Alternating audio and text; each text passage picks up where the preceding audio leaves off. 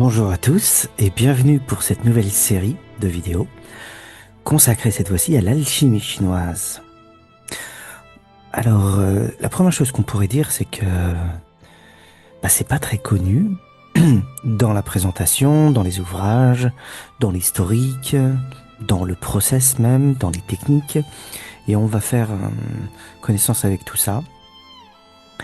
Et on va commencer par la découverte de l'alchimie chinoise. On va faire un historique d'abord. Pour dresser l'historique de l'alchimie chinoise, il faut imaginer une évolution sur plus de 2000 ans. L'histoire de cette tradition est marquée par un immense basculement, le passage de l'alchimie externe, ce qu'on appelle le Weidan, où l'on cuisait de vrais minéraux toxiques dans les laboratoires, à l'alchimie interne, qu'on appelle le Neidan, où le corps lui-même est devenu le laboratoire. Et donc, ça commence tout ça avec l'Antiquité, la dynastie Han.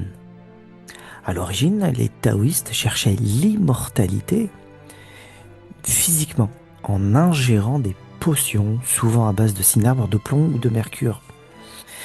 Et je vais vous faire beaucoup de partage écran parce qu'il y a de nombreux textes et d'ouvrages que je dois vous montrer. Ça vous permettra d'y voir plus clair à travers ça. Et le premier texte fondateur est celui-ci.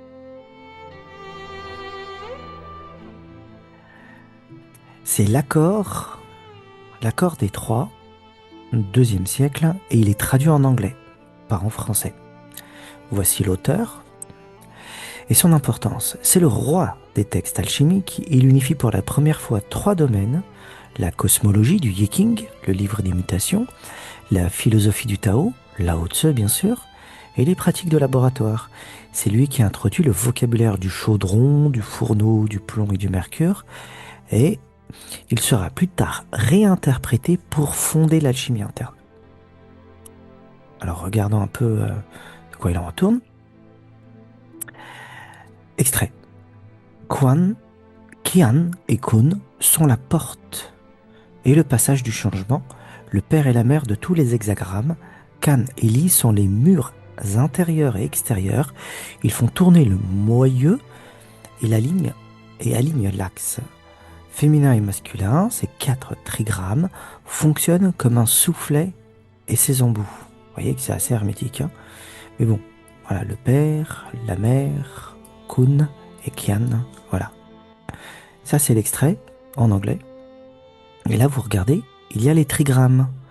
Donc, le trigramme Qian, le trigramme Kun, et ensuite Kan et Li. Qu'on voit ici, Kan et Li. Voyez. Et donc, regardez bien les trigrammes, ils sont 4.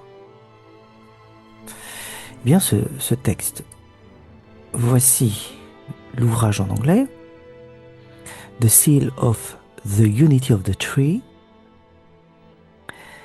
Hélas, en français, pas encore traduit, sauf quelques petits extraits à droite à gauche. Voilà. Première connaissance avec un ouvrage d'alchimie. Ça commence comme ça. Ensuite, il y a la transition, les dieux intérieurs et les souffles. On est avec les 6 dynasties et la dynastie Tang. Entre le 4e et 9e siècle, de trop nombreux empereurs meurent empoisonnés par les élixirs de longue vie. Les taoïstes commencent à internaliser le processus. Le maître des potions, c'est le Bao Puzi, le maître qui embrasse la simplicité, c'est le titre de l'ouvrage. Il a été écrit et rédigé à cette époque-là, et l'auteur c'est Ge Rong. Son importance, sommet de l'alchimie externe et de la magie protectrice. Mais Ge Rong y compile aussi les premières techniques respiratoires fondamentales comme la respiration par les pores. Des extraits ont été traduits en français, mais le livre reste difficile à obtenir et coûte cher. L'ouvrage est disponible dans son intégralité en anglais. Extrait. Les livres des immortels disent: prenez l'élixir, préservez-le, et vivez aussi longtemps que le ciel. Retournez l'essence, respirez comme l'embryon, et prolongez votre vie indéfiniment. Voici l'ouvrage en français. La voix des divins immortels, le Bao Puzi, et édition Gallimard, un ouvrage très intéressant mais assez opaque, comme tous les ouvrages d'alchimie d'ailleurs.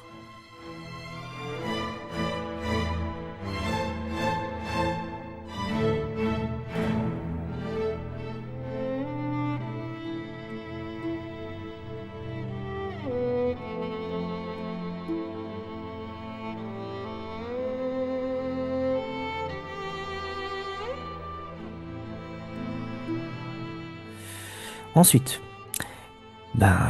c'est l'école Changqin, la pureté suprême, et nous avons cet ouvrage-là, le classique de la cour jaune, 4e siècle. Vous voyez, on fait un historique. Important, cette école délaisse le laboratoire pour la visualisation. C'est le texte qui cartographie le corps comme un univers peuplé de divinités et de couleurs. Il pose les bases anatomiques du Dantian et de la circulation astrale. Le livre se lit presque comme une poétique onirique. Vous lirez des phrases décrivant des jeunes filles de jade, des gardiens vêtus de robes cinabres, et des incantations pour empêcher les esprits de quitter vos organes vitaux. C'est de l'alchimie archaïque, presque chamanique, basée sur l'imagination active. Et cet ouvrage est traduit en français. Le pacha suivant illustre parfaitement comment la détente du corps physique, ce qu'on appelle le non-agir, Wu Wei, permet à l'esprit, Shen, de révéler le paysage intérieur, là où résident les filles de jade, des allégories des énergies pures. Oui, si on n'a pas d'ico à côté, ou d'exégèse, ou d'herméneutique, on ne comprend pas grand-chose. Regardez bien. Citation. Parmi les choses, il en est une spontanée. Le Tao n'est pas difficile. Offrande du non-agir sur les paumes ouvertes. Voilà pour la paix du corps. Un corps vide où il n'est rien. Œuvre naturelle de l'esprit. Éclat de calme et de silence quand la bouche se tait. Seul et soi-même à recouvrer l'harmonie, palais de l'homme réel. Détaché, sans désir, promenade au jardin de la vertu. Pure, suave, immaculée, dansent les filles de jade. Cultivez la vertu, la clarté envahira les portes de la voix. Voyez, on ne comprend pas. On ne comprend pas. Le voici, l'ouvrage, le livre de la cour jaune, est publié, édition Pourrin, très belle couverture. Voilà, facile à lire, mais complexe à comprendre.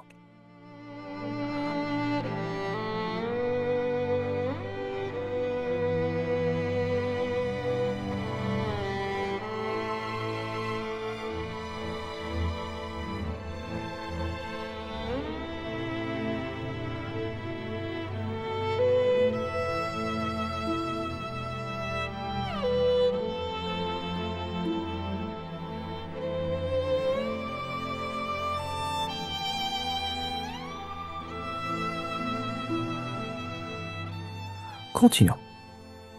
L'âge d'or de l'alchimie interne, c'est la dynastie Song et Yuan.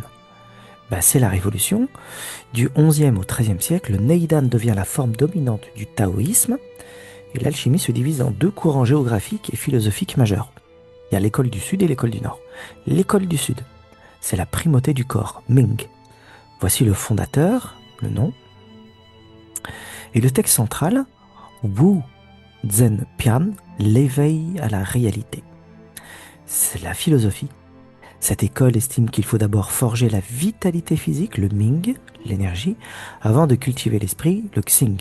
Ensuite, elle utilise un langage codé extrême, le dragon, tigre, etc. et a souvent été associée, parfois à tort, à des pratiques de dualité ou d'alchimie sexuelle pour éveiller l'énergie. Le Wu Zhen Pian est impossible à lire seul. Zhang Boduan l'a écrit sous forme de poème pour cacher la technique aux non-initiés. Si vous lisez juste les poèmes bruts, vous allez lire des histoires de jeunes filles chevauchant des tigres blancs et de fours qui fondent du métal. Il vous faut impérativement une édition commentée, comme celle d'Isabelle Robinet, où le traducteur vous explique en dessous que le tigre blanc, c'est en fait l'énergie du poumon, et que la jeune fille, c'est l'intention mentale. Vous voyez, compliqué, hein? Les livres d'alchimie. Citation. Le tigre blanc sort des montagnes de l'ouest, rugissant dans les vents. Le dragon vert plonge dans les flots de l'est, chantant sous la pluie. Si tu sais les faire se rencontrer et se battre dans l'eau chaudron, ils se transformeront en une pluie de rosée douce et sucrée. Fin de citation. Deuxième citation. Beaucoup cherchent la voie, mais peu la trouvent la porte. Ils s'épuisent dans des exercices de gymnastique ou des régimes absurdes. Ils ne voient pas que le secret réside dans le retour à l'unique, là où le temps ne coule plus. Fin de citation. Et voici l'ouvrage en français d'Isabelle Robinet, Introduction à l'alchimie intérieure taoïste, de l'unité et de la multiplicité. Édition du Cerf. Un autre. Les versets de l'éveil, toujours Isabelle Robinet, édition du Cerf.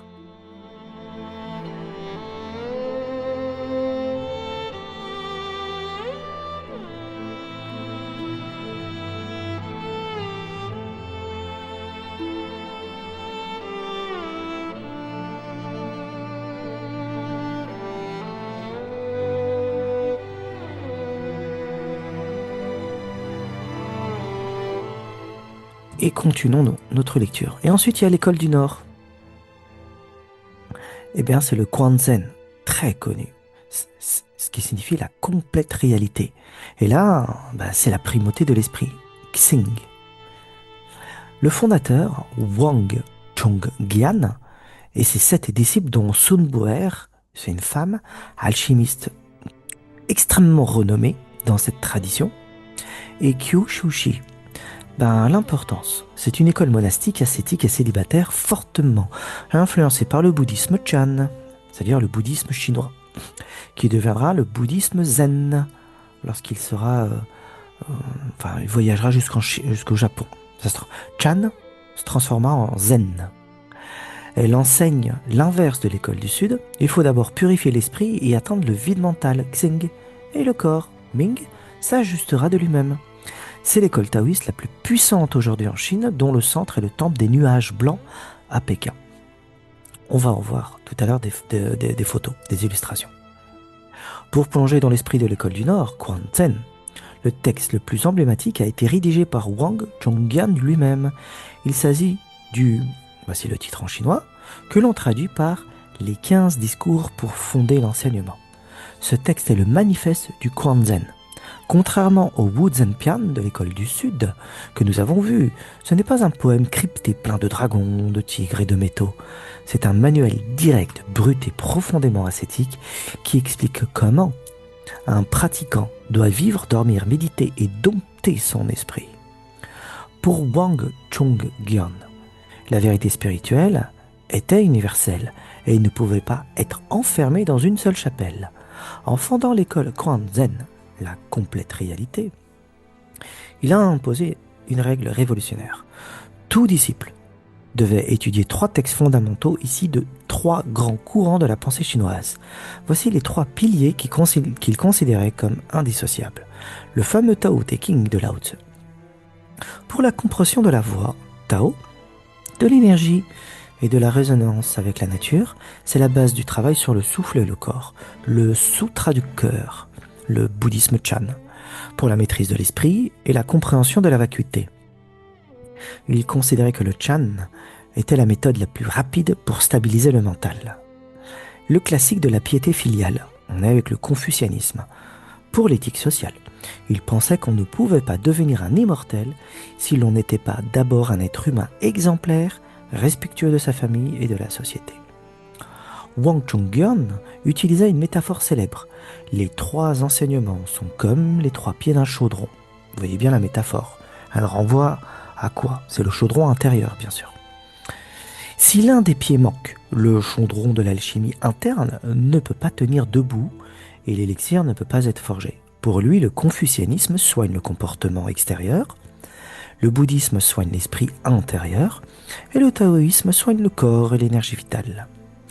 Pierre Marson a publié une magistrale étude sur Wang Chongyan et édité par le très prestigieux Collège de France, Institut des hautes études chinoises. C'est le travail de recherche francophone le plus exhaustif sur la vie de Wang Chongyan. Et Pierre Marson, il décortique toute son histoire, sa dépression, sa rencontre avec les immortels, ses années d'ascétisme dans la fameuse tombe des vivants morts, et comment il a fondé l'école Guanzen, la complète réalité, qui domine la Chine d'aujourd'hui. Il y a également une grande analyse de sa doctrine du vide mental, Xing. Dans le cadre de son étude, Pierre a traduit les écrits fondateurs de cet auteur. Et vous y trouverez notamment la traduction française des fameux 15 discours pour fonder l'enseignement. Il contient également des poèmes alchimiques et des textes hagiographiques sur les premiers disciples. Extrait. En ce qui concerne la méditation assise, il ne s'agit pas simplement de garder le corps raide et de fermer les yeux. Cela, c'est la fausse méditation assise. Dans la véritable assise, tout au long des 12 doubles heures du jour, que vous soyez en marche, debout, assis ou couché, et dans tous les états de mouvement ou de quiétude, votre esprit doit être comme le mont Tai, immobile et inébranlable. Fermez les 4 portes, les yeux, les oreilles, le nez et la bouche, et ne laissez entrer aucune condition extérieure. S'il y a la moindre pensée de mouvement ou de quiétude, cela ne peut être appelé s'asseoir dans la quiétude. Voici l'ouvrage en question de Pierre Marson, Collège de France, ouvrage exceptionnel bien sûr, le fondateur de cette école d'alchimie.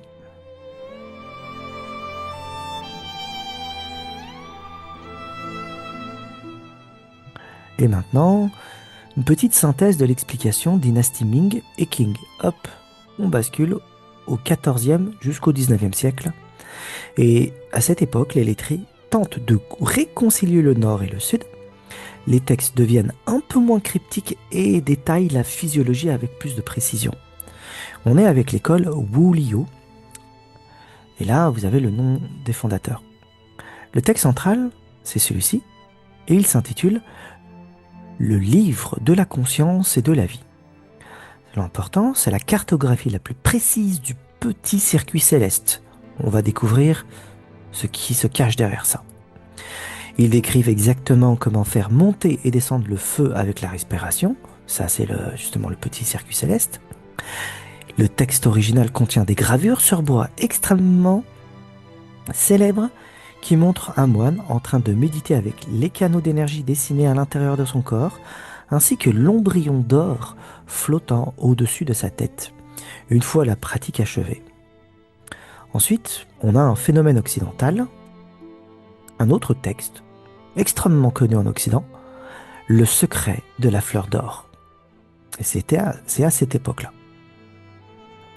L'importance, un manuel synthétique sur la circulation de la lumière et la méditation. Il est célèbre car il a été traduit en allemand par Wilhelm en 29 et commenté par le psychiatre Jung. Et grâce à ça, c'est l'introduction de l'alchimie taoïste en Occident sous un angle psychologique.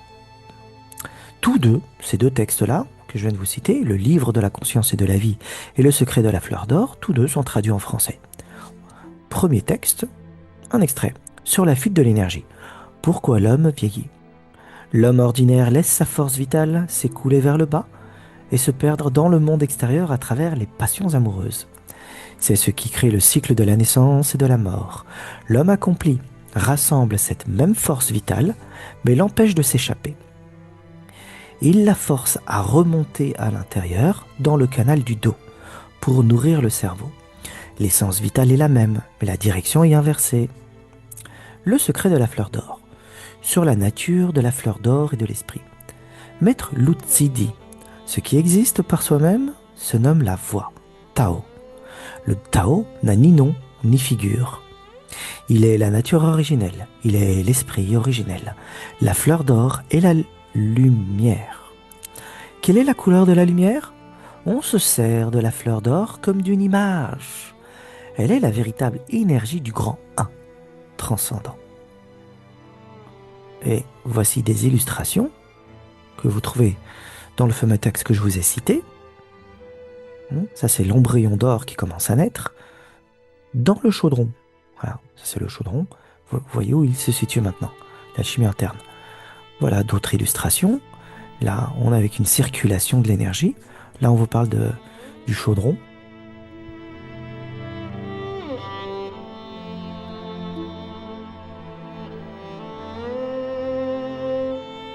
Et voici l'ouvrage traduit en français. Hop, Le secret de la fleur d'or. Suivi le livre de la conscience et de la vie. Donc les deux livres que je viens de vous citer, ils sont traduits ici, en français. C'est un des livres les plus connus en alchimie chinoise, bien sûr, en Occident.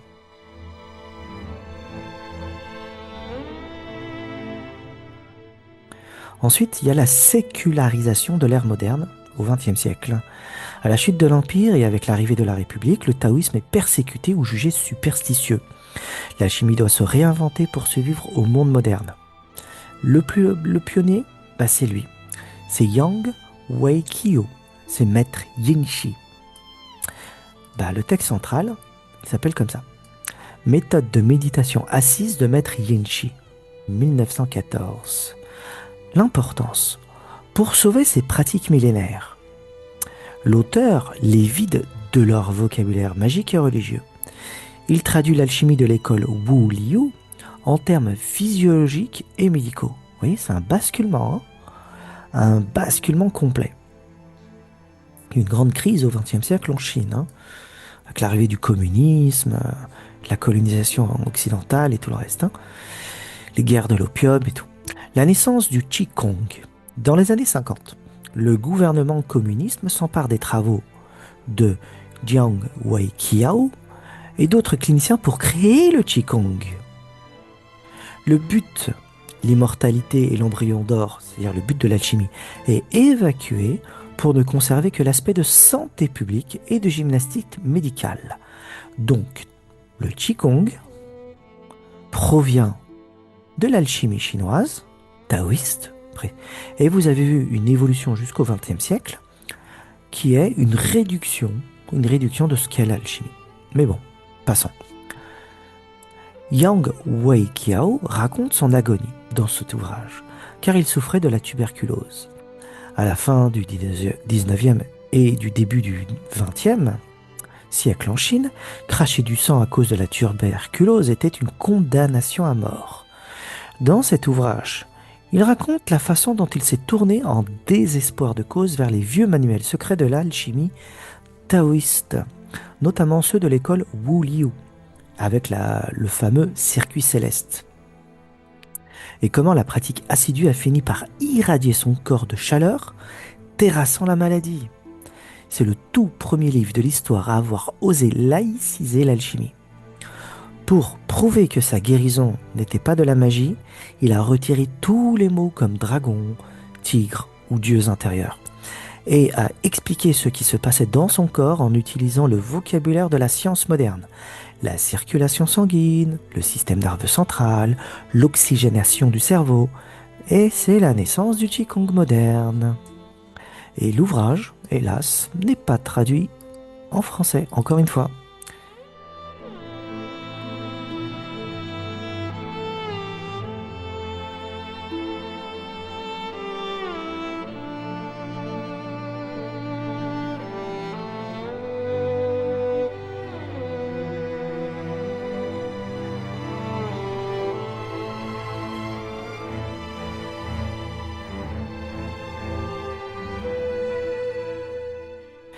Le voici en anglais.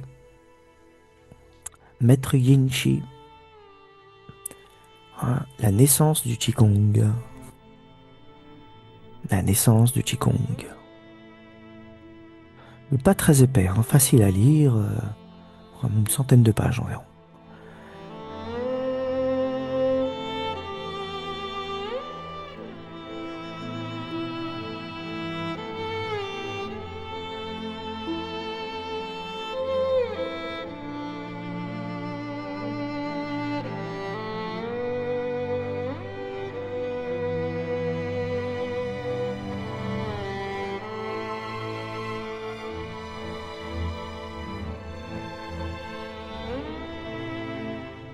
Maintenant, il faut parler des textes incontournables en français. Il y a l'édition des Deux Océans, et on trouve ce texte-là. Procédé secret du joyau magique, traité d'alchimie taoïste du XIe siècle. Et les auteurs plutôt, c'est les célèbres immortels Zhongli Quan, qui transmet le savoir à Li Dongbin, qui le reçoit. Voici la traductrice. Ce texte est le cœur de ce qu'on appelle la tradition Zhonglu, qui a précédé et inspiré l'école de la complète réalité, Quan Zen. Le grand apport de ce livre est de structurer la pratique alchimique de manière extrêmement stricte en 3 véhicules, petit, moyen et grand. Le petit véhicule explique comment échanger le yin et le yang pour guérir le corps et devenir un immortel terrestre. Le moyen véhicule explique comment créer l'embryon, le fameux embryon d'or. Et le grand véhicule explique comment faire sortir l'esprit du corps pour devenir un immortel céleste. C'est un manuel de l'âge d'or du taoïsme, très théorique, qui utilise encore un peu le vocabulaire poétique, le vol du dragon, le feu, etc. Et voici l'ouvrage. Procédé secret du joyau magique, les Deux Océans. Encore une fois, des choses cette fois-ci on peut comprendre et d'autres un peu moins. Parce que tous ces textes sont hermétiques, vraiment.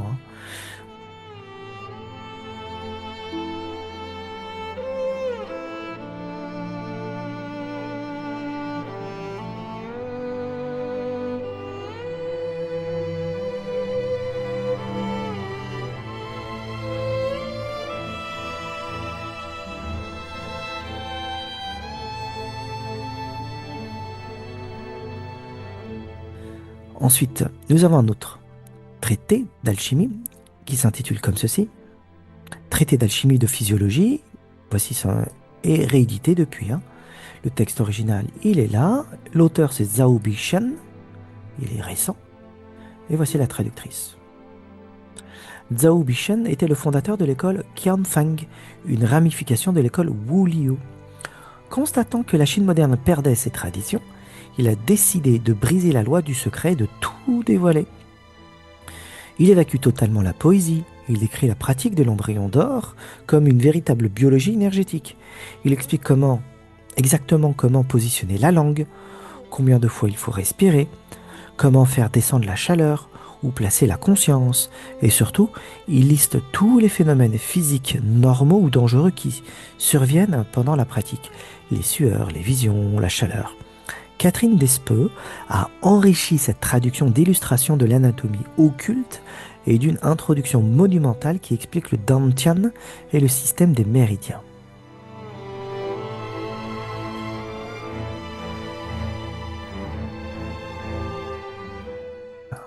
Le voici.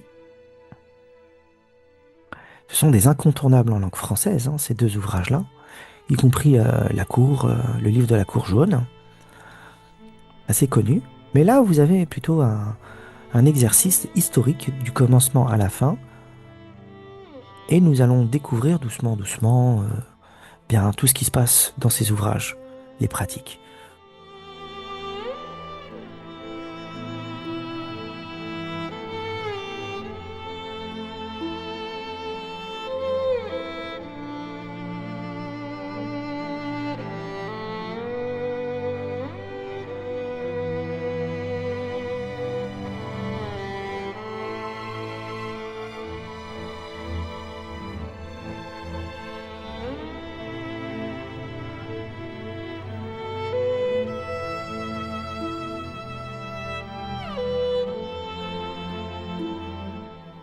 Autre ouvrage intéressant en français.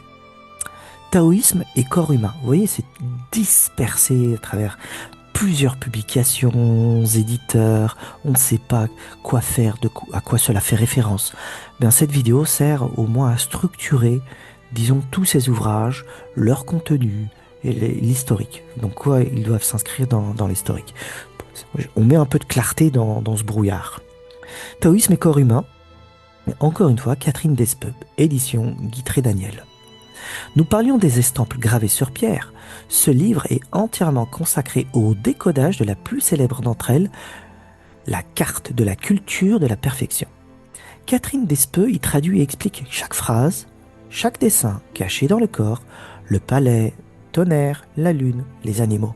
C'est le complément visuel au traité d'alchimie de Zhao Buchen. On en parlait précédemment. Voici l'ouvrage. Taoïsme et corps humain, édition Guitré-Daniel. Niveau couverture, c'est pas le top, à mon sens. C'est esthétiquement, on aurait pu mieux faire, mais bon. Voilà.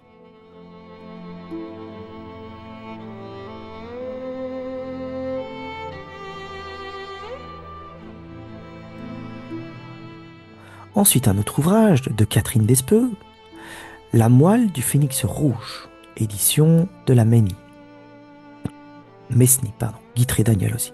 Ce livre traduit une compilation de textes de la dynastie Ming. Son immense valeur réside dans le fait qu'il consacre une part majeure aux textes fondateurs de l'alchimie féminine, dont la fameuse Sun Bu'er. C'est ici que l'on retrouve en français les méthodes attribuées à Sun Bu'er, expliquant comment l'énergie de la femme doit remonter vers la poitrine au lieu de descendre vers le ventre. Il contient aussi des postures physiques très concrètes de gymnastique taoïste. Et voici l'ouvrage.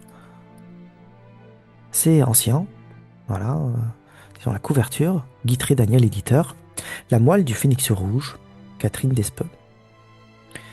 Là, on est dans l'alchimie féminine. Alchimie chinoise féminine, taoïste, et Sun Bu'er est vraiment incontournable.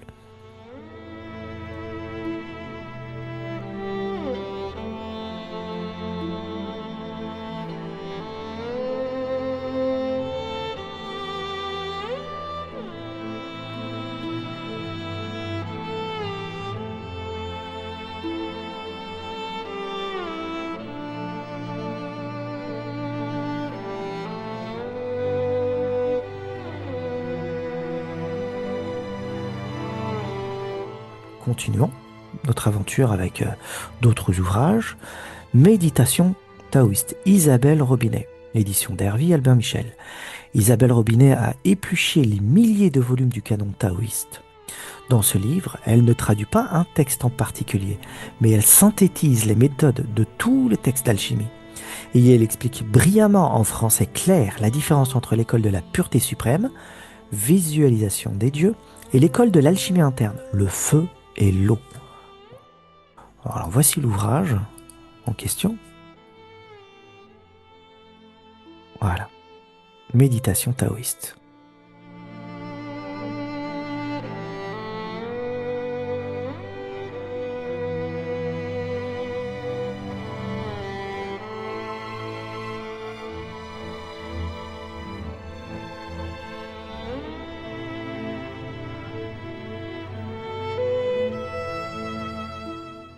Ensuite, vous avez un autre ouvrage, voici la date, La respiration embryonnaire et les méthodes du souffle, 7 écrits taoïstes des Tang, encore une fois Catherine Despeux, édition Les Belles Lettres. L'objectif de ces méthodes du souffle est de ralentir sa propre respiration pulmonaire jusqu'à ce qu'elle devienne imperceptible, comme si l'on arrêtait de respirer par le nez, pour réactiver cette respiration interne originelle au centre du ventre. C'est l'étape physique indispensable avant de pouvoir former l'embryon d'or. Ces méthodes consistent principalement en mouvements gymniques, automassage, diète telles que l'abstinence de grains, diverses façons de respirer, d'ingérer le souffle, de faire circuler le souffle interne avec visualisation de ses trajets ou de sa diffusion dans les diverses régions du corps, emploi du souffle pour se soigner ou pour soigner autrui. Voici l'ouvrage, édition des Belles Lettres.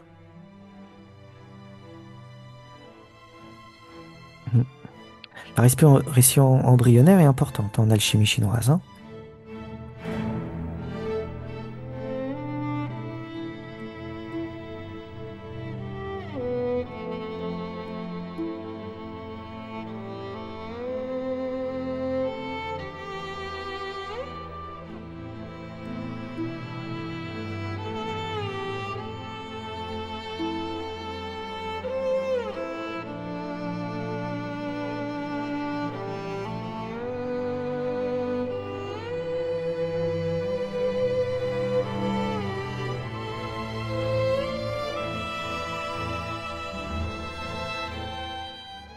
Et maintenant, on va voir liste des textes d'alchimie. Bon, on en a cité certains, et vous allez voir que c'est important encore de refaire un récapitulatif complémentaire. Les racines. Ces textes ne sont pas des manuels d'alchimie à proprement parler, mais ils fournissent tout le vocabulaire, la philosophie et la cosmologie que les alchimistes utiliseront plus tard. Le fameux Yiking, le livre des mutations, 1000 avant Jésus-Christ, enfin une estimation, vous voyez, c'est la base. Il fournit le système des trigrammes, notamment l'eau, Kan, et le feu, Li, qui coderont toutes les formules de l'alchimie interne. Ensuite, le fameux Tao Te Ching de Lao Tzu. Il pose le but suprême, le retour au un, l'éloge au non-agir, ce qu'on appelle le Wu Wei, et la métaphore de la vallée du féminin obscur. Ensuite, Matrice et l'alchimie externe, Wei Dan. Et on est avec l'accord des trois, on l'avait vu précédemment, de Wei Boyang. C'est le texte fondateur par excellence. Il est le premier à lier le Yiking, le taoïsme et de Lao Tzu et les opérations de laboratoire, on l'avait vu précédemment. Ensuite, le Bao Puzi, le maître qui embrasse la simplicité, de Guérang.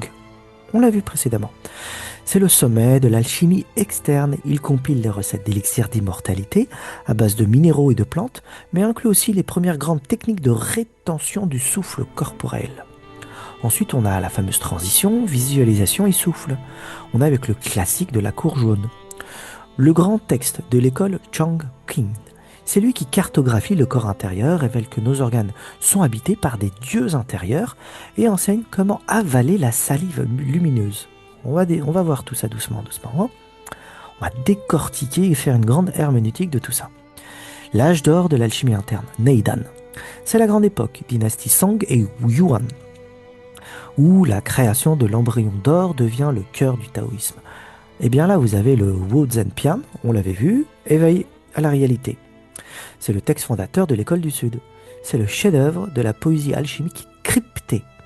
Il théorise la primauté du corps et de l'énergie vitale et l'accomplissement du dragon et du tigre. Ensuite, anthologie de la transmission du Tao de Zhang Liquan à Lu Dongbing. Un texte magnifique, écrit sous forme de dialogue entre deux immortels célèbres, et il détaille pas à pas les différentes phases de l'élixir intérieur.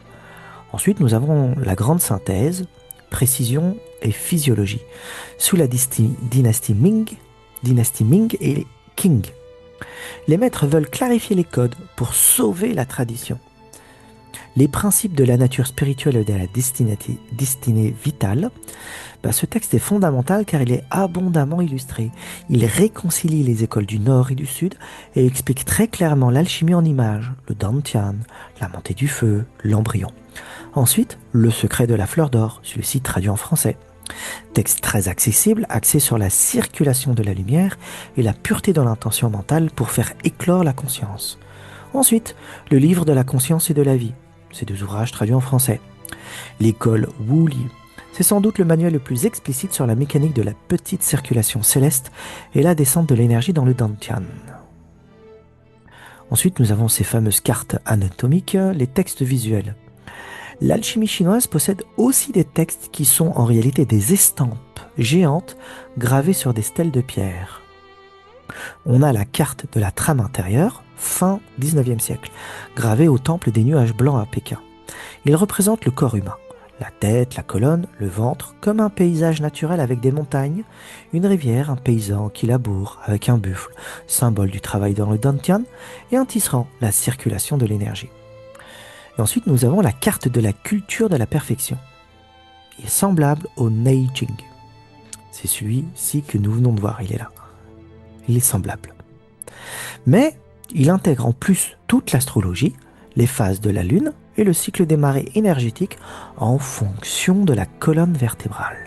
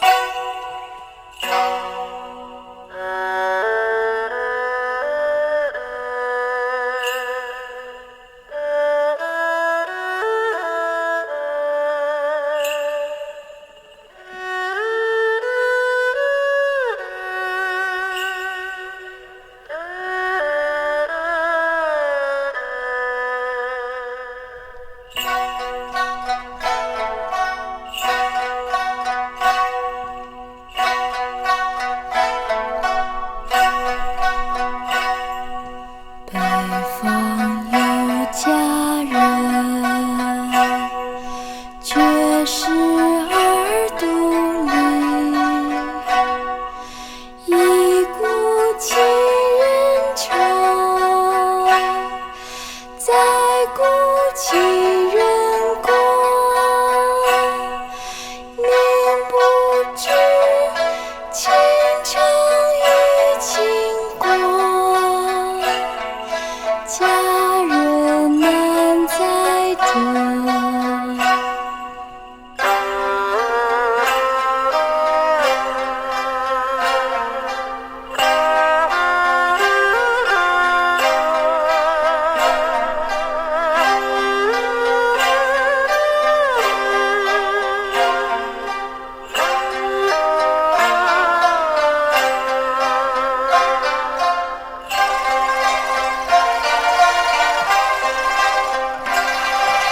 北方有佳人，却是耳独立。一顾情人愁，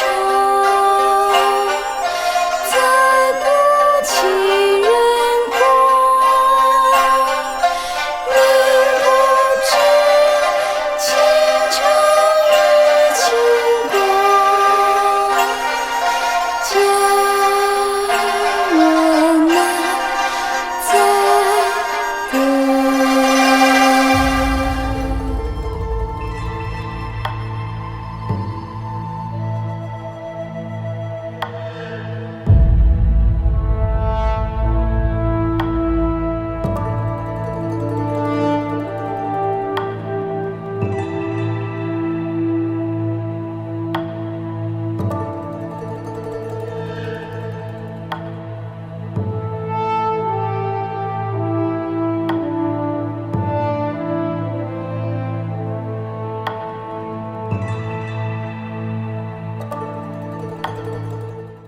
Commençons notre aventure avec premier pas dans l'alchimie chinoise.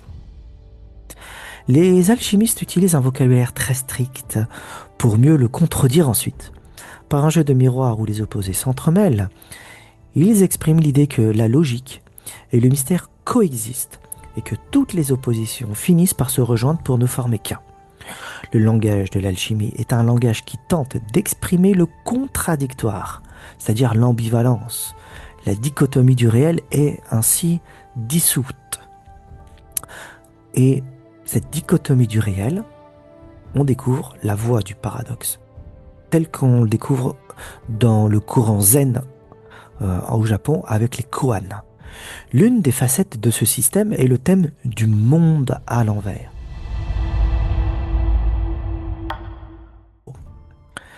Considère la porte de la mort comme la porte de la vie.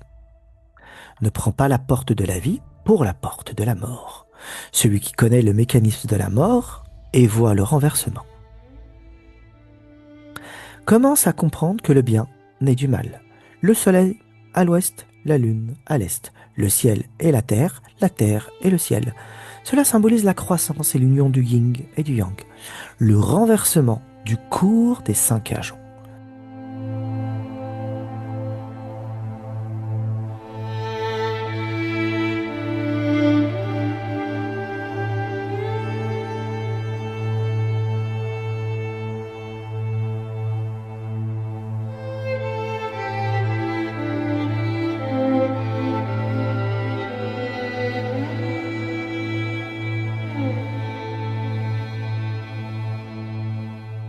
Alors ça c'est Wuxi, c'est les 5 agents, c'est les 5 mouvements, non pas éléments, c'est-à-dire les 5 éléments comme on le connaît en Occident, terre, air, eau, feu et terre.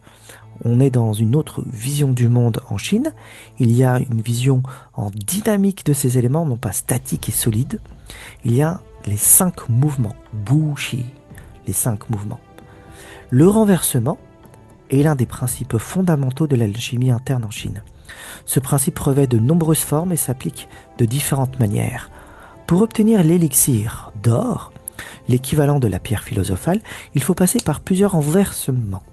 Selon une phrase souvent citée dans les textes, Ceux qui avancent dans le sens ordinaire donnent naissance à des êtres humains. Ceux qui reculent trouvent l'immortalité. Si l'on connaît l'origine et que l'on ignore la fin, on ne peut s'épanouir. Si l'on connaît la fin et l'on ignore l'origine, on ne peut atteindre le fondement de la subtilité. Ceux qui retournent à l'origine s'unissent de manière vague et indistincte à l'infini. Ceux qui vont vers la fin naissent, se transforment et meurent sans fin.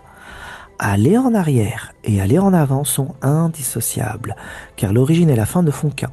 Cependant, les gens ordinaires qui suivent le cours naturel engendrent d'autres êtres. Ceux qui recherchent l'immortalité, qui vont à contre-courant, engendrent en eux-mêmes un embryon d'immortalité. Ils s'auto-régénèrent. Le cycle ordinaire suit l'enchaînement des saisons, hiver, printemps, été et automne, et ainsi que l'enchaînement des 5 éléments associés aux saisons, le bois, le feu, la terre, le métal et l'eau. Cependant, puisque l'ordre des enchaînements est retracé dans un ordre inverse, les alchimistes rebroussent chemin. Le cours normal du temps mène à la mort. Ceux qui recherchent l'immortalité se dirigent vers la jeunesse et la naissance. Dans le cycle naturel, ordinaire, le cycle d'engendrement ou de naissance, le temps avance et disperse l'énergie. L'ordre saisonnier et élémentaire classique part plutôt du renouveau pour aller vers le déclin. Printemps, le bois, engendre l'été. Le feu qui se pose sur la terre, le centre, fin d'été, qui crée l'automne, métal, qui coule vers l'hiver, eau. Dans ce cours normal du temps, l'être humain naît, déploie son énergie vers l'extérieur, comme le printemps et l'été, s'épuise, se déchèche, comme l'automne, et finit par mourir, la stagnation de l'hiver. C'est la loi de l'entropie, de la dégradation de la matière.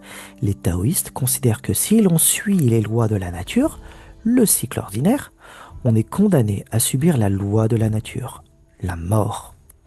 Pour devenir immortel, il faut donc désobéir à la nature, ou plutôt remonter son mécanisme à l'envers. L'alchimiste veut remonter avant la naissance. Il veut retourner à l'état pré-céleste, un terme important dans les textes d'alchimie.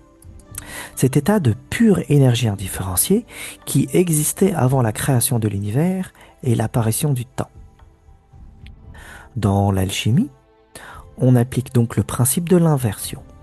Au lieu de laisser les éléments s'engendrer et s'échapper vers l'extérieur, on les force à fusionner deux par deux, puis à se résorber dans le centre. Vous voyez, ça fait 5.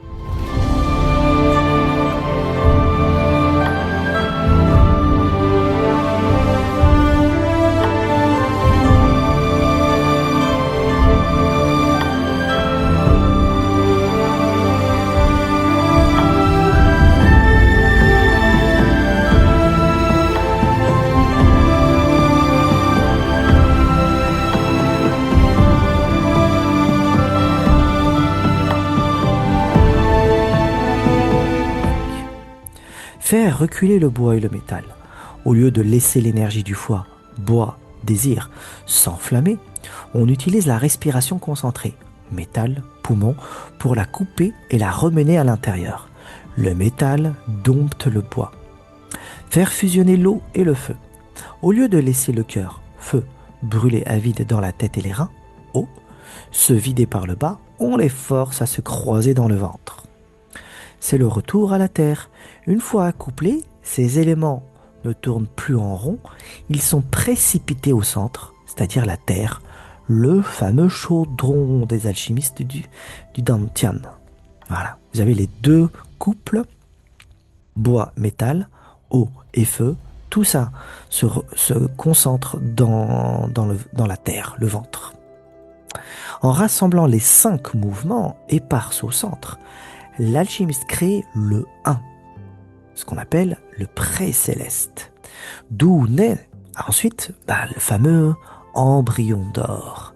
N'oubliez pas l'ouvrage La cour jaune, et c'est l'embryon d'or. Il a littéralement rembobiné la création de l'univers à l'intérieur de son propre corps.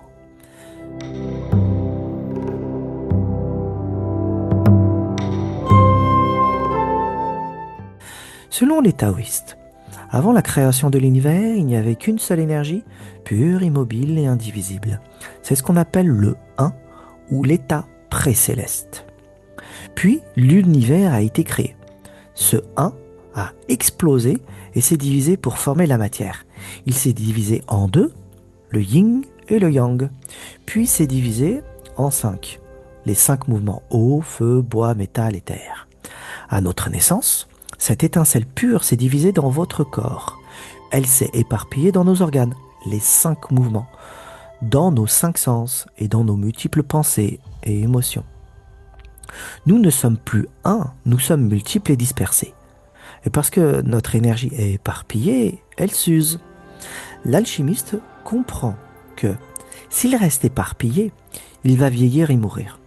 Il décide donc d'inverser le film de la création de l'univers, mais uniquement à l'échelle de son propre corps. Au lieu de laisser ses pensées et ses sens vagabonder vers l'extérieur, le multiple, il ferme les yeux, se bouche les oreilles et ramène toute son attention vers l'intérieur. Il prend les énergies de ses organes, les 5 mouvements dispersés, et les force à se rencontrer. C'est ce que nous avions vu juste ici.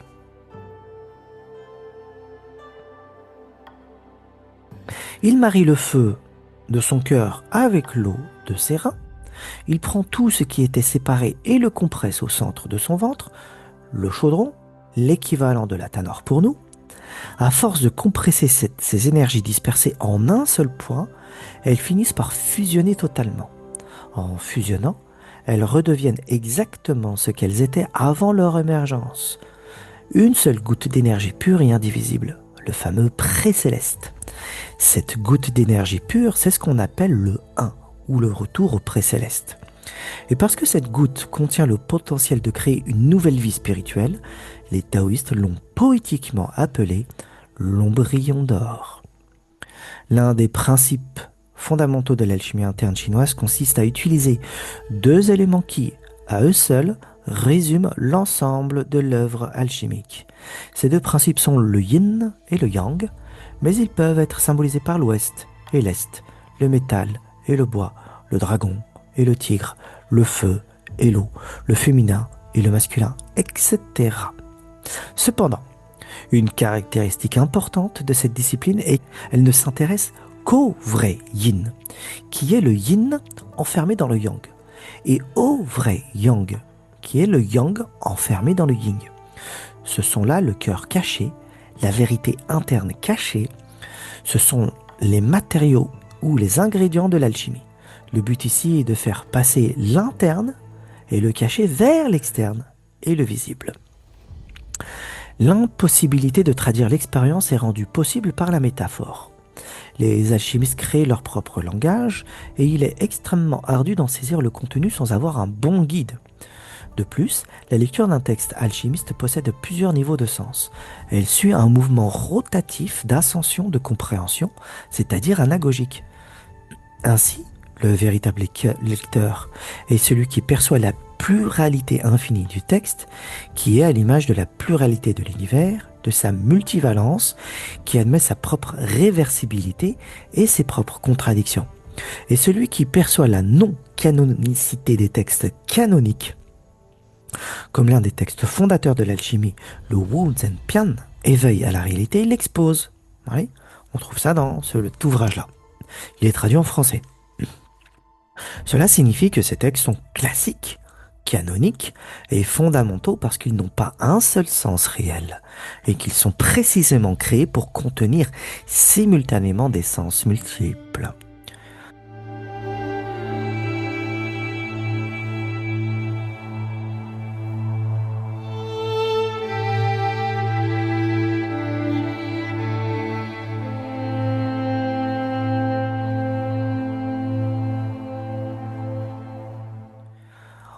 Alors, il y a des ingrédients intérieurs et on va découvrir de quoi il en retourne.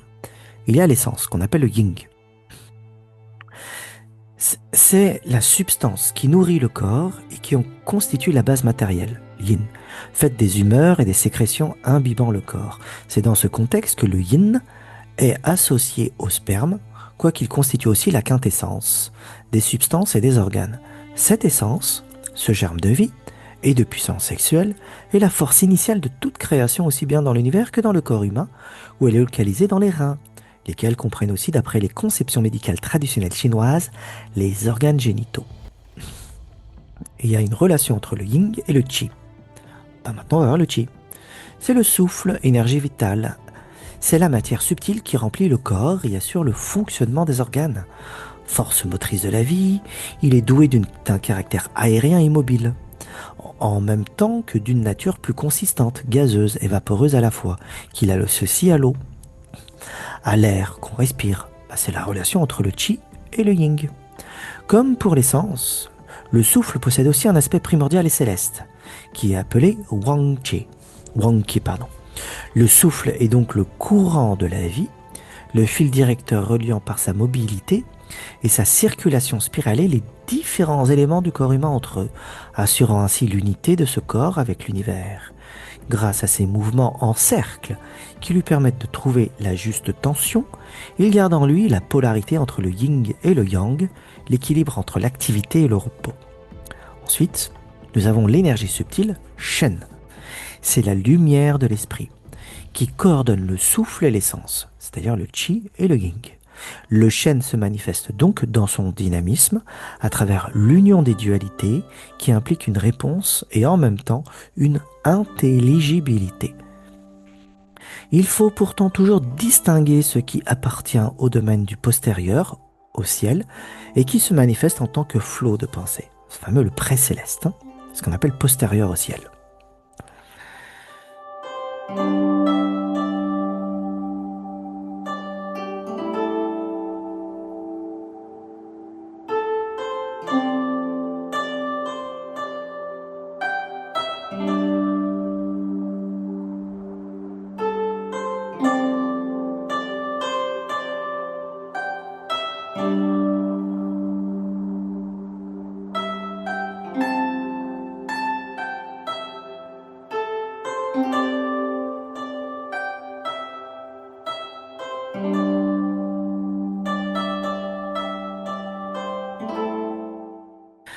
Eh bien, quand on lit le taoïsme alchimique, on découvre des ramifications et des liens historiques avec le tantrisme. Les liens historiques et pratiques entre l'alchimie interne taoïste et le tantrisme, qu'ils soient hindous ou bouddhisme tibétain, sont profonds. On parle d'une technologie de la conscience partagée entre l'Inde, le Tibet et la Chine. La rencontre majeure a eu lieu pendant la dynastie Tang et la dynastie Song. À cette époque, la Chine était ouverte grâce à la route de la soie. C'est exactement à cette même période, que l'alchimie interne taoïste commença à se formaliser en abandonnant les potions toxiques pour se concentrer sur la méditation corporelle. Les maîtres taoïstes et les moines bouddhistes tantriques se côtoyaient, débattaient et inévitablement s'empruntaient des techniques. Les deux traditions partagent une vision commune. Le corps humain est un microcosme, une réplique exacte de l'univers qu'il faut utiliser comme véhicule vers l'éveil. Une géographie de l'énergie. Le tantrisme cartographie le corps avec des canaux d'énergie, les fameux nadis, et des centres spirituels, chakras. Eh bien, le taoïsme fait exactement la même chose avec les méridiens et les champs d'élixir. Ensuite, l'énergie sexuelle et vitale, le fameux yin-yang. Dans le tantrisme, l'éveil passe par la transmission des gouttes d'énergie vitale et l'éveil de la kundalini. Bien, dans l'alchimie taoïste, il s'agit de sublimer le yin, l'essence sexuelle, pour le faire remonter le long de la colonne vertébrale jusqu'au cerveau afin de nourrir l'esprit, Shen. Le feu intérieur. Le yoga tibétain de la chaleur interne, Tummo, ressemble à s'y méprendre aux pratiques taoïstes de la fusion de l'eau et du feu, Kan et Li, où l'on utilise la respiration pour créer une chaleur alchimique dans le bas-ventre. À la différence que vous allez voir, que là c'est une technique de respiration assez accentuée, et ici, la technique alchimique des taoïstes, elle est extrêmement douce. Les deux traditions ont connu une évolution identique concernant la sexualité. La voie physique, à l'origine, le taoïsme connaissait les arts de la chambre à coucher. Et le tantrisme pratiquait des rituels sexuels réels, la voie de la main gauche ou karma mudra. Le but n'était pas la recherche du plaisir. Il s'agit d'utiliser la puissance de l'orgasme, pour propulser l'énergie vers le cerveau. C'est la sublimation du désir, l'intériorisation. Des figures comme Sun Bu'er, côté taoïste, et de nombreux maîtres bouddhistes ont intériorisé ces pratiques. La sexualité est devenue purement énergétique et solitaire. On fait s'accoupler les énergies yin et yang, équivalent de Shiva et de Shakti, dans le tantrisme tibétain et dans le tantrak du Cachemire. Il y a une correspondance intérieure avec le mariage intérieur entre ces deux formes d'énergie. En Chine, dans l'alchimie, c'est la même chose. On retrouve une idée similaire. Eh bien, les énergies yin et yang à l'intérieur de son propre corps par la seule force de la visualisation et du souffle. C'est ce qu'on retrouve dans le Vajrayana bouddhiste et dans le tantrisme du Cachemire. On retrouve ça, de la sexualité interne, entre soi. Bon, on voit très bien que l'immortalité est un terme assez commun dans le taoïsme et l'alchimie interne. Dans l'alchimie interne, et tout particulièrement dans l'école Quanzhen, l'immortalité n'est pas le fait de vivre pour toujours dans son corps physique actuel. Il s'agit d'une immortalité de la conscience de l'esprit. Les premiers alchimistes, ceux des potions externes, cherchaient parfois à ne jamais mourir physiquement. Mais à l'époque de Sun Bu'er, cette idée est révolue. L'école de la complète réalité considère le corps physique comme une simple auberge temporaire, et la santé et la longévité sont activement recherchées par les exercices physiques, qigong et respiratoires, mais uniquement pour gagner du temps. Donc, ce sont des exercices pour avoir plus de temps pour opérer l'opération alchimique. Le but est de vivre suffisamment longtemps et en bonne santé pour avoir le temps de terminer le complexe processus alchimique avant que le corps ne lâche. Le cœur de l'immortalité taoïste se nomme embryon spirituel, Changtai. Le pratiquant utilise l'énergie de son propre corps pour donner naissance à un embryon d'or. C'est son véritable germe d'immortalité. Donc, retenez bien, on avait parlé du précéleste, et dans le précéleste, l'embryon d'or apparaissait. Et il fallait rebrousser chemin pour trouver le précéleste. C'est son véritable germe d'immortalité. Et ainsi, l'immortalité, c'est aller en sens inverse, le monde à l'envers donc, par rapport au commun des mortels. Cela rappelle fortement la tradition théosophique chrétienne et la naissance de Jésus en soi lors de l'aurore intérieure, ou encore la spirituelle égyptienne avec la naissance d'Horus, l'enfant, lequel jaillit de l'horizon intérieur, Achet, et dont l'image est également l'aurore. En raffinant l'essence vitale Ying, le souffle Qi et l'esprit Shen, l'alchimiste crée une perle d'énergie pure dans son ventre, le Tantian. C'est le chaudron. Le terme exact en alchimie, c'est le chaudron. Cette localité-là, le ventre. C'est la terre. La terre, dans les 5 mouvements.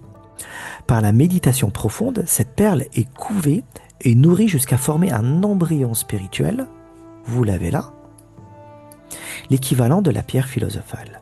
Le Rig Veda évoque également cette naissance de soi en soi et l'appelle embryon d'or. Pour l'alchimiste Sun Bu'er et les pratiquantes féminines, ce processus remplace littéralement la maternité physique par une maternité cosmique. On enfante son propre double immortel. Le mortel donne naissance à l'immortel, tout comme la nuit cède sa place au jour et l'ignorance à la connaissance. Au fur et à mesure de la pratique, cet embryon grandit et monte vers le Tantian supérieur, la tête. Il y a 3 localités, le ventre, la poitrine, la tête. Comme il y a 3 ingrédients, on avait vu tout à l'heure. Le yin, l'essence, le qi et le shen. Qi, l'esprit, le souffle, si vous voulez, ou l'énergie vitale, l'équivalent du prana. Et le shen, l'esprit composé de lumière. Au fur et à mesure de la pratique, cet embryon grandit et monte vers le dantian supérieur. Il devient un corps d'énergie pure, indestructible et affranchi des lois de la matière. Au moment de la mort physique, l'alchimiste accompli ne subit pas l'extinction. Son corps de yang pur quitte simplement l'enveloppe charnelle par le sommet du crâne, à la manière des yogis d'Inde. Les taoïstes comparent souvent ce moment à une cigale qui quitte sa mue ou un papillon qui sort de sa chrysalide. La coquille meurt, mais l'être véritable s'envole. L'étape ultime de cette immortalité n'est pas de flotter dans les nuages en gardant sa personnalité et ses souvenirs mondains, c'est-à-dire son ego. L'esprit purifié fusionne avec le Tao, le principe fondamental, invisible et éternel qui régit l'univers, le fameux Un du taoïsme. Devenir immortel, c'est transcender la dualité, la vie et la mort, le moi et les autres, pour exister à l'idée de vide rayonnant. C'est l'équivalent de la vacuité dans le bouddhisme là. On ne meurt plus car on n'est plus séparé du grand tout.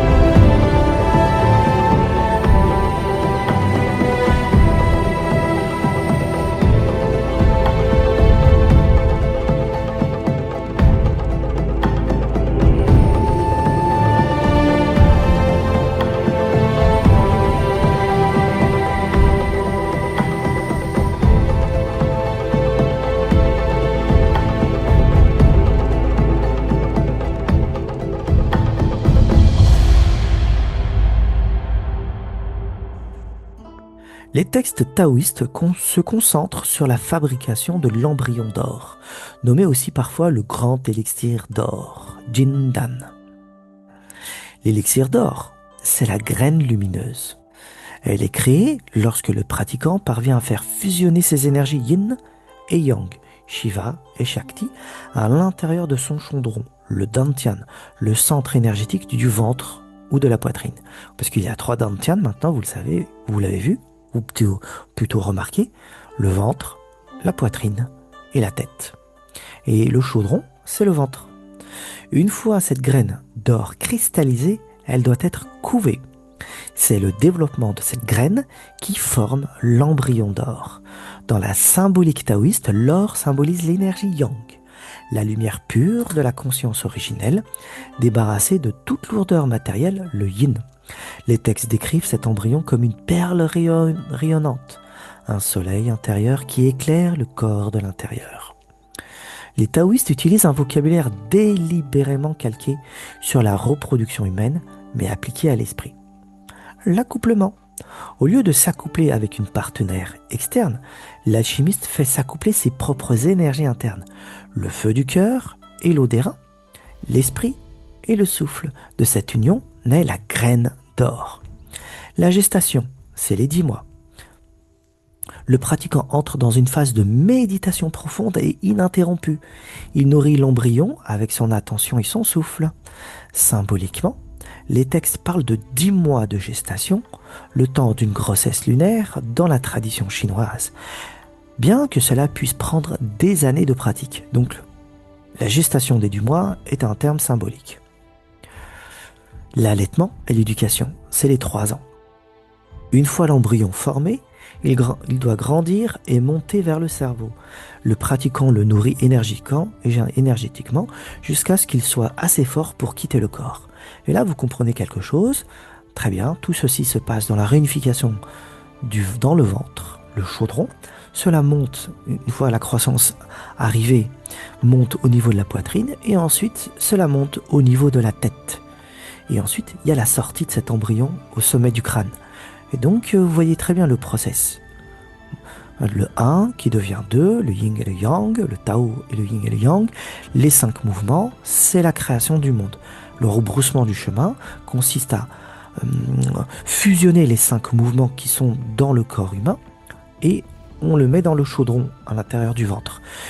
Et avec l'esprit, le Shen, avec le Yin, cette énergie sexuelle si vous voulez, et le Qi, eh bien on va concentrer tout ça dans le chaudron, mixer, créer une graine d'or, c'est le fameux précéleste qui apparaît. On est dans le précéleste et à l'intérieur, la graine d'or apparaît, l'embryon va naître, hop, ça passe à la poitrine, et ensuite ça passe à la tête, et ça va sortir par la tête.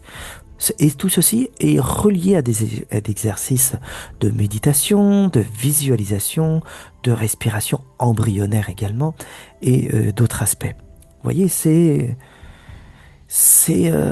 assez pointu comme système de compréhension.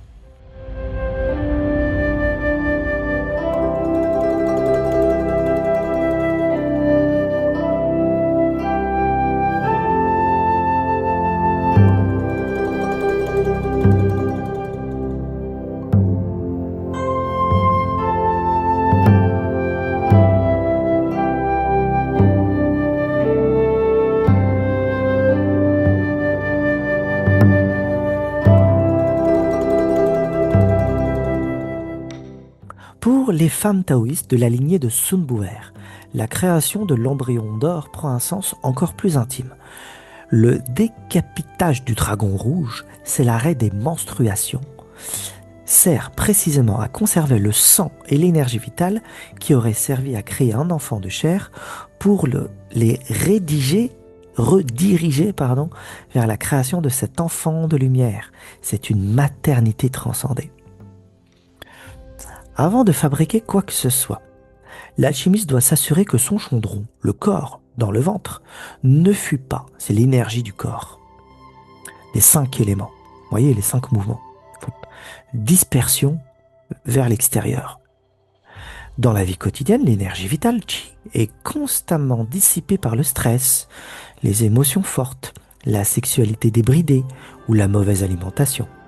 La méditation assise pour calmer l'esprit, exercice physique, Qigong, pour ouvrir les méridiens, et abstinence ou régulation stricte des désirs. C'est ici qu'intervient le décapitage du dragon rouge. La pratiquante utilise des massages de la poitrine et des techniques de respiration pour faire remonter l'énergie menstruelle vers le cœur, arrêtant ainsi physiquement ses règles pour conserver cette vitalité, le yin. C'est le moment où c'est le moment de l'accouplement alchimique, ou comme diraient les textes d'alchimie en Occident, les noces alchimiques. Dans le taoïsme, le cœur est associé au feu, l'esprit, le yang, et les reins sont associés à l'eau, la vitalité sexuelle, le yin. Naturellement, le feu monte, les pensées s'agitent et l'eau descend, l'énergie vitale se perd. Par la concentration mentale, l'alchimiste fait descendre le feu du cœur dans le bas-ventre, le dantian inférieur, et fait remonter l'eau des reins. L'eau bout au contact du feu, créant une vapeur énergétique pure, le souffle ou Qi. La fusion de ces deux pôles forme une petite perle lumineuse dans le ventre, la graine d'or. Une fois la graine d'or formée, il faut la nourrir pour qu'elle devienne un embryon spirituel. L'alchimiste entre dans une phase de retraite profonde. On parle symboliquement de 10 mois de gestation. Le pratiquant fait circuler continuellement son énergie le long de sa colonne vertébrale, canal gouverneur, et la fait redescendre par l'avant du corps, canal concepteur. Ce mouvement rotatif et circulaire agit comme un tour de potier ou un feu continu qui cuit et raffine la graine. La graine grandit et monte vers le dantian moyen, le plexus solaire. Elle se transforme en un embryon spirituel doté de sa propre conscience, un véritable double énergétique du pratiquant. La respiration physique s'arrête presque complètement pour laisser place à la respiration embryonnaire, une pulsation énergétique interne. L'embryon est maintenant formé, mais il est comme un nouveau-né. Il doit apprendre à exister de manière autonome. L'embryon est lentement guidé vers le dantian supérieur, le centre du cerveau, souvent appelé le palais de la pilule de boue. Lors d'états de méditation très avancés, l'embryon spirituel sort du corps physique par le point Baihui, c'est-à-dire le sommet du crâne. Au début, Il ne fait que quelques pas autour du pratiquant, puis réintègre le corps, comme un enfant qui apprend à marcher sous l'œil de sa mère. On dit qu'il sort par la porte céleste. L'embryon s'habitue progressivement à voyager dans les royaumes spirituels, s'affranchissant du temps et de l'espace. À terme, il grandit jusqu'à devenir le corps de Yang pur, Yang Chen. Lorsque le corps physique meurt, la conscience réside déjà dans son nouveau véhicule éternel, qui fusionne finalement avec le grand tout, le Tao, le Un. Et l'embryon d'or se forme à l'intérieur de ce que les textes appellent le chaudron, Ding. Le chaudron est le récipient, le lieu de rassemblement et de fusion des énergies. Sa localisation varie selon le stade de la pratique et fait très important selon le genre du pratiquant. Pour les hommes, c'est la voie classique, le chaudron primaire se situe dans le dantian inférieur, c'est-à-dire le bas-ventre, à environ 3 travers de doigts sous le nombril. C'est là que l'énergie vitale Ying est la plus abondante. Pour les femmes, la voie de Sun Bu'er, la physiologie énergétique étant différente, la lignée de Sun Bu'er place le chaudron primaire dans le dantian moyen, c'est-à-dire le centre de la poitrine, plexus solaire, entre les seins, appelé le palais écarlate. C'est là que le sang, l'énergie féminine dominante, est purifiée avant de descendre. Et maintenant, on parle du vrai chaudron. C'est le niveau avancé. Les grands maîtres insistent sur le fait que le vrai chaudron n'est pas un organe physique. C'est un point d'équilibre parfait, un centre de gravité spirituelle qui n'apparaît que lorsque le corps et l'esprit sont dans un état de quiétude absolue, Wu Wei.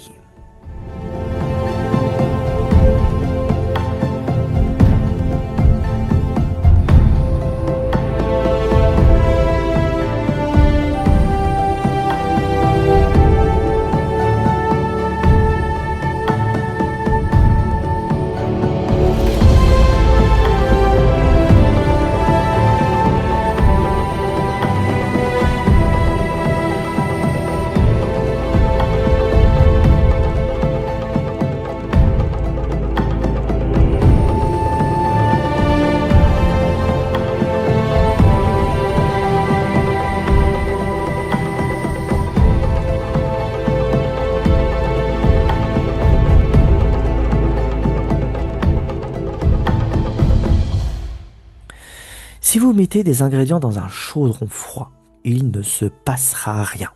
Il faut un feu. C'est le rôle du fourneau. Maintenant, vous avez vu le chaudron, on parle du fourneau. Le fourneau symbolise la dynamique thermique de l'alchimique. Il s'agit de l'alliance de la respiration, qui agit comme le soufflet du forgeron, et de l'intention mentale, Yi. C'est la chaleur générée par la concentration et le souffle profond qui vient cuire les ingrédients placés dans l'eau chaudron. Le processus de création dans le chaudron suit la logique de la distillation. Le pratiquant fait descendre son esprit, le mercure, le feu, dans le chaudron, pour qu'il aille à la rencontre de l'énergie vitale, le plomb, l'eau, qui s'y trouve déjà. Sous l'action du fourneau, la respiration, l'énergie vitale chauffe et se vaporise. C'est la transformation de l'essence l'essence brute, Yin, en souffle subtil, Qi. Vous voyez le process. Cette vapeur énergétique tourne dans le chaudron. À force d'être raffinée par le feu continu de la méditation, elle s'épaissit, se condense, se solidifie et finit par se cristalliser. Cette cristallisation d'énergie pure et lumineuse est la fameuse perle, on en a parlé précédemment, qui, en grandissant et en s'imprégnant de la conscience du pratiquant, devient l'embryon d'or. Donc vous voyez tout le process. Technique de respiration et un processus bien compris.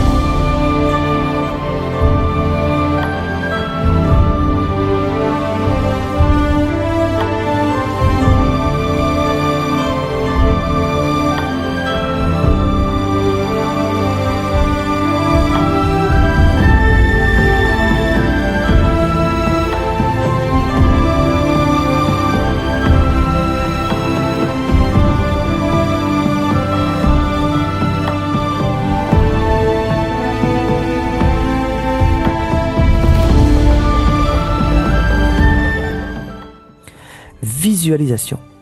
En alchimie taoïste, la visualisation est une technique basée sur une loi physiologique et énergétique. Là où se pose l'intention, yi, l'énergie vitale, qi, s'y rassemble. Le terme chinois exact pour désigner cette pratique n'est d'ailleurs pas visualiser, mais chun, qui signifie maintenir l'existence, actualiser ou préserver la présence. Puisque l'énergie qi est invisible et parfois difficile à ressentir au début, le pratiquant utilise des images mentales pour lui créer un chemin à l'intérieur du corps. On visualise une sphère lumineuse, brillante, comme une pleine lune ou un soleil miniature tournant dans le bas-ventre. Cette image sert d'aimant gravitationnel pour condenser l'énergie. On visualise un rayon de lumière ou un fleuve de chaleur qui monte le long de la colonne vertébrale à l'inspiration et qui descend par l'avant du corps à l'expiration. L'image sert de rail pour forcer l'énergie à bouger au lieu de stagner.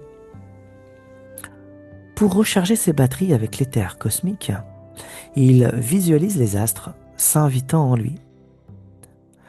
Le pratiquant ferme les yeux et visualise le disque rouge du soleil ou le disque blanc de la lune flottant devant lui.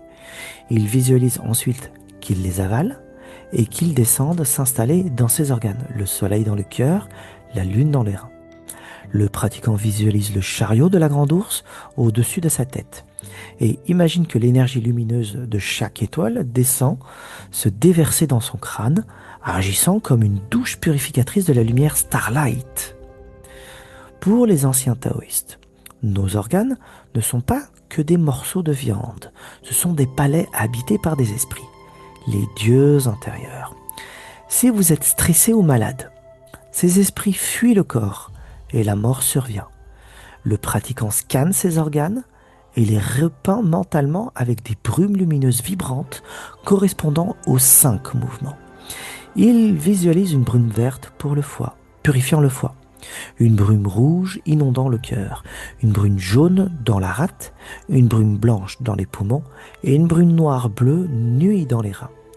Dans des méditations très avancées, il visualise littéralement des divinités vêtues de robes de ces mêmes couleurs, assises en tailleur à l'intérieur de leurs organes, pour sceller l'énergie vitale à l'intérieur du corps.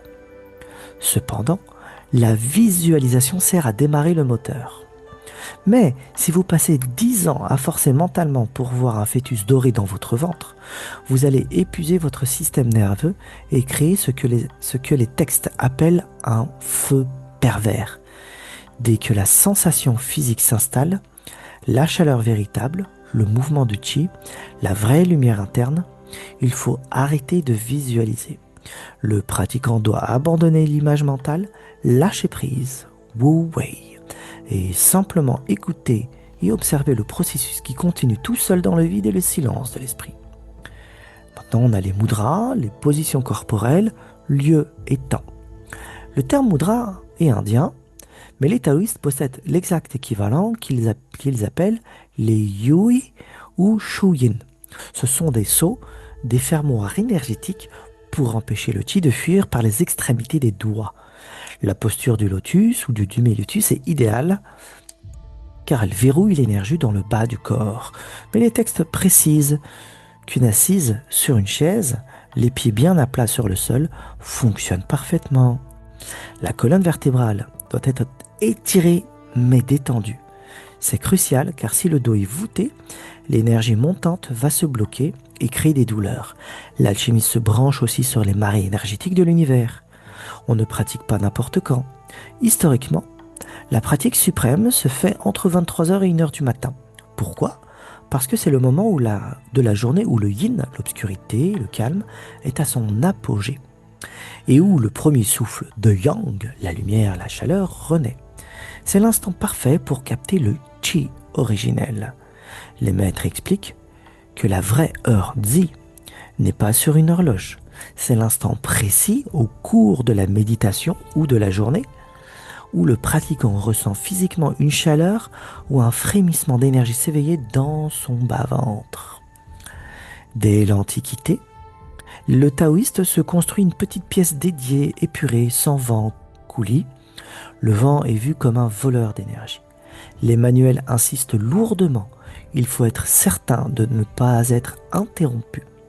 Lorsqu'un pratiquant est en transe profonde et que l'énergie tourne à pleine vitesse.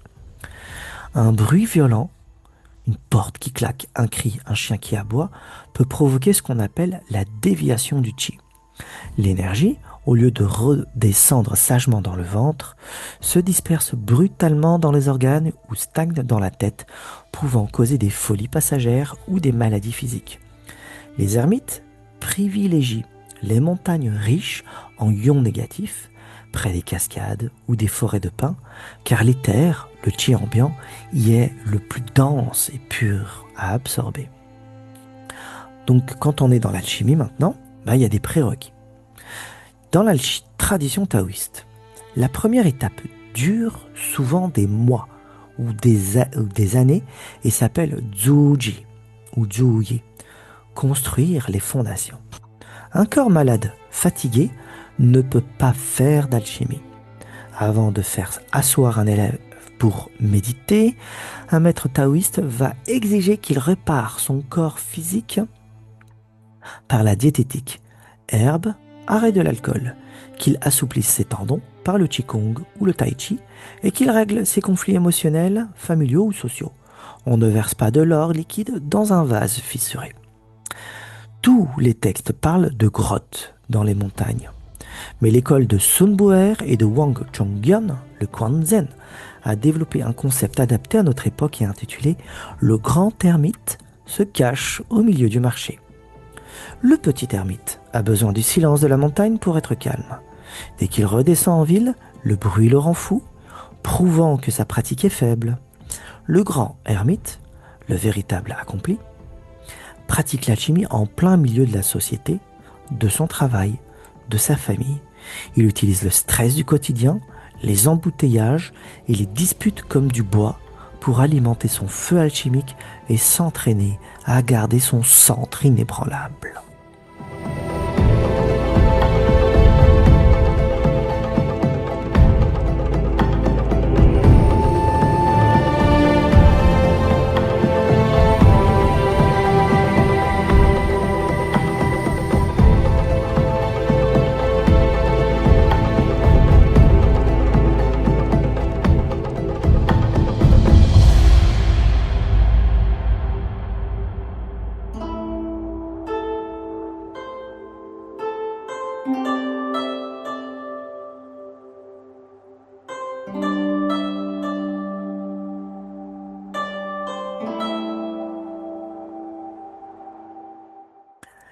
Et maintenant, on va faire un grand voyage encore à travers la Chine et découvrir les lieux et les temples en Chine de l'alchimie interne avec beaucoup de photos. Faire connaissance un peu mieux avec cette pratique assez éloignée de nous. On connaît beaucoup plus l'Inde que la Chine et pourtant la Chine regorge aussi de trésors spirituels. La pratique de l'alchimie interne est aujourd'hui principalement sauvegardée et enseignée par le grand ordre monastique Quanzhen, l'école de la complète réalité, fondée par Wang Chongyun. Voici les temples et montagnes sacrées les plus emblématiques où résident encore des moines pratiquant l'alchimie interne. Ces lieux sont très touristiques et assez connus. Le fameux temple des nuages blancs. Alors j'y suis allé. C'est très touristique, c'est très beau, c'est majestueux. Et c'est le Vatican du taoïsme alchimique moderne. C'est le siège de l'association taoïste de Chine et le monastère principal de l'école Quanzhen. C'est ici que sont formés les prêtres et les moines à la méditation assise, au rituel et à la préservation de l'énergie. C'est aussi là que se trouve la fameuse stèle de la carte de la trame intérieure. On en avait parlé précédemment. Hop. Voici la porte d'entrée du temple.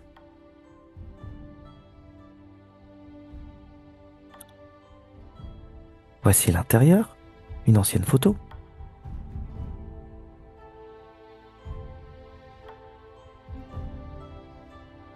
Voici des prêtres. Très beau, hein ?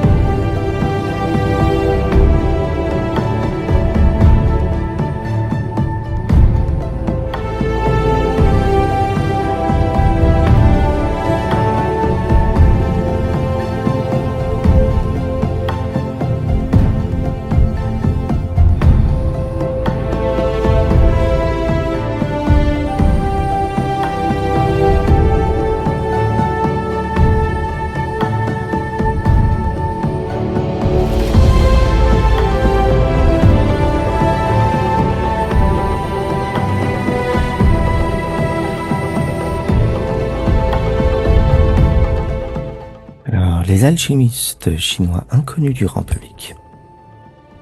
Un véritable maître d'alchimie cherche par définition à s'effacer. On appelle cela le yin-chi, l'érudit caché. Pendant la fièvre du Qigong des années 80-90 en Chine, beaucoup de gourous très célèbres ont émergé pour faire du spectacle, tordre du métal, soigner à distance. Mais les vrais alchimistes, eux, sont restés dans l'ombre pour préserver la tradition Neidan. Voici quelques figures contemporaines, vivantes ou très récemment disparues, qui sont peu connues du grand public, mais immensément respectées par les chercheurs et les initiés.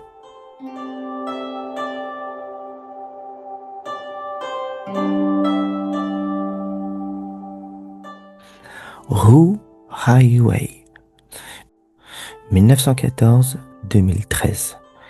Il est décédé il y a une dizaine d'années à l'âge de 99 ans. Mais il est la figure centrale de l'alchimie moderne secrète. Qui est-il ? Il fut le disciple direct de Chen Yingning, le plus grand alchimiste du XXe siècle, qui avait tenté de fonder la science de l'immortalité. Ru Haiwei était médecin en médecine traditionnelle chinoise et acupuncteur. Après la révolution culturelle, pendant que tout le monde se mettait à faire de Qigong dans les parcs, Ru Haiwei a continué d'enseigner secrètement la véritable alchimie interne, assise et silencieuse dans son petit appartement à Pékin. Il s'opposait fermement aux pratiques spectaculaires, rappelant que l'alchimie était avant tout la culture du vide mental et la préservation de l'essence, Ying. Si Chen Yingning a dépouillé l'alchimie taoïste de toutes ses superstitions religieuses, de ses rituels magiques et de son vocabulaire crypté, son disciple s'est efforcé de publier et de préserver les écrits de son maître, prouvant que l'alchimie n'était pas de la magie, mais une science de la transformation biologique et mentale, accessible à toute personne rigoureuse. Qu'elle soit moine ou laïque, Chen a fondé ce qu'il appelle la science de l'immortalité ou étude de la longévité.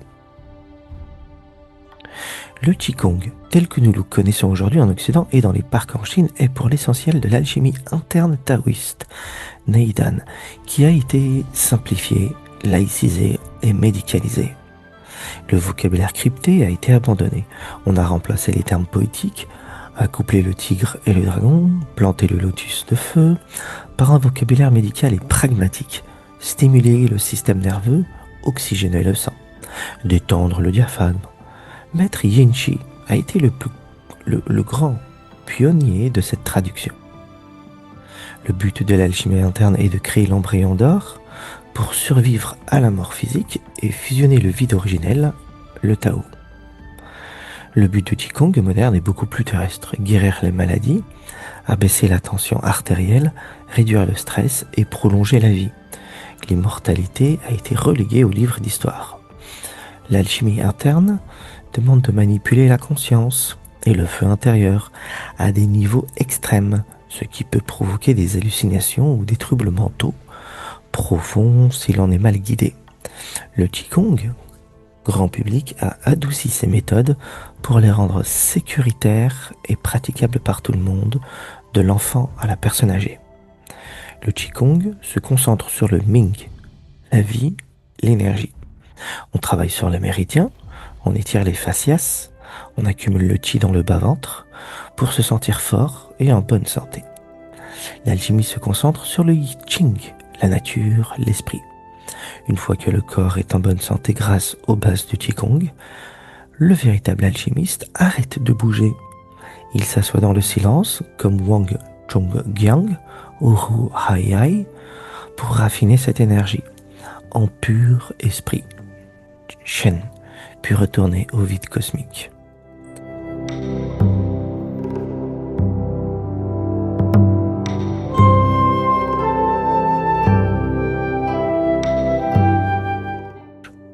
Wang Lingping, né en 1949. Il est plus connu dans les cercles d'arts martiaux, mais totalement inconnu du grand public profane. Son histoire est digne d'un roman d'arts martiaux. Qui est-il ? Il a été choisi enfant dans les années 60 par recevoir 3 maîtres taoïstes ermites pour devenir le 18e transmetteur officiel de la lignée de la Porte du Dragon, Longmen, la branche la plus stricte de l'école Quanzhen. Son entraînement dans la montagne fut d'une brutalité ascétique. Méditer dans la neige, jeûner pendant des semaines. Aujourd'hui, il enseigne avec précision les méthodes antiques, notamment celle du secret de la fleur d'or et de l'ouverture du troisième œil, tout en utilisant un vocabulaire très moderne pour expliquer l'anatomie énergétique à ses disciples, qui sont souvent très peu nombreux et tirés sur le volet.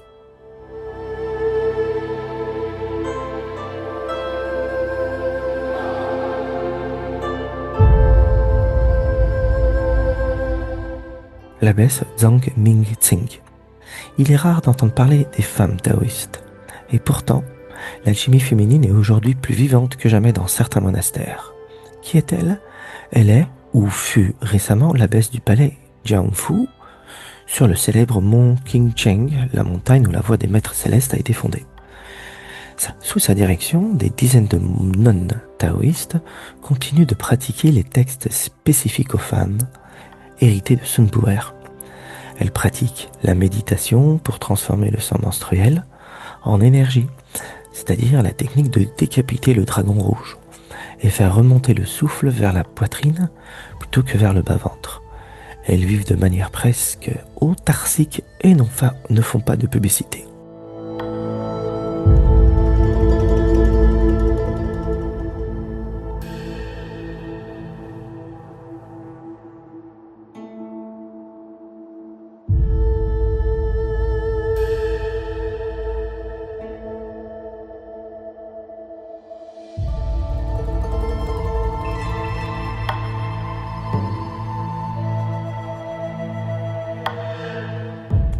Nous avons les ermites des monts Zhongnan. Les plus grands alchimistes aujourd'hui en Chine n'ont pas de nom. Si vous demandez aux moines des grands temples des villes où se trouve la vraie pratique, ils pointeront tous du doigt le sud de Xinjiang, les montagnes Zhongnan. Le sinologue américain Bill Porter a entrepris un voyage fou dans les années 90 pour voir si des ermites existaient encore. À sa grande surprise, il a découvert qu'il y en avait des milliers.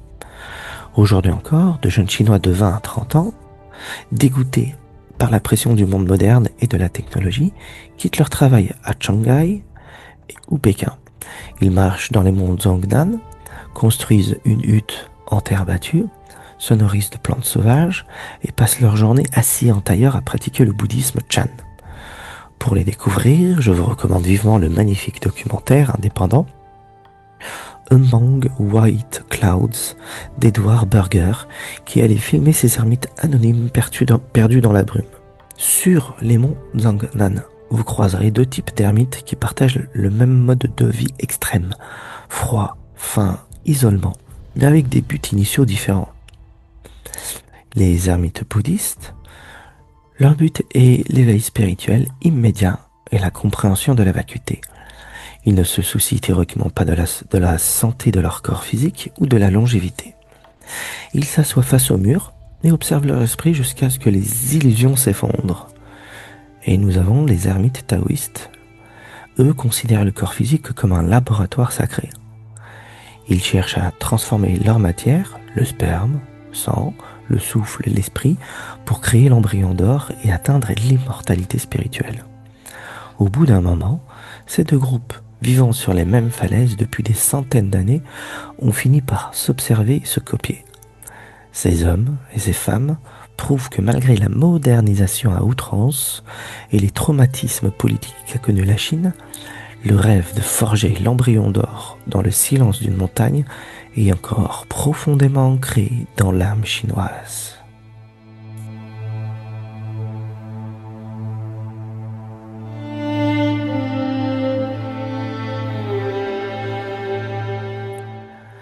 Maintenant, nous allons voir quelques visages des alchimistes.